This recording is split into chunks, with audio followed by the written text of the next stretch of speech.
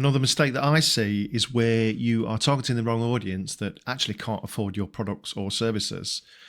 This is quite common and it generally ends with a prospect becoming excited, a meeting taking place like a discovery session, and then at the end of however long that might be, price is shown and it's too expensive for the prospect. That might be a solopreneur that's at the start of the journey or just a business that have got.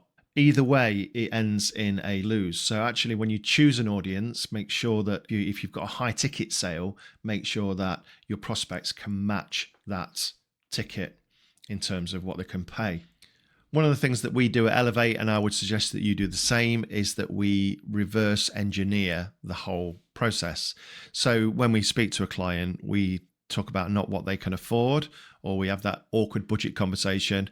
We literally look at their average client value per year and what their conversion rate of inquiries to orders are in terms of how many they can convert into customers.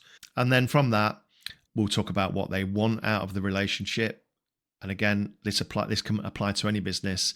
And if they want an extra 500,000 on their turnover, we know precisely how many leads we need to bring in to achieve that ROI from the figures that they've given us.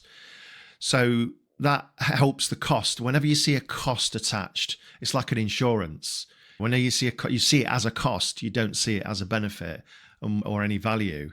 So what we do is we say, okay, if you want 500,000 here, it's going to cost you X, because these are the figures you've given me in the ratio of you spend $1, we return $5, and just scale that up. So that's one way of getting around it and probably ending up in that awkward moment in a pitch where it's become really awkward and the person's always got in their mind, so how much is this going to cost me?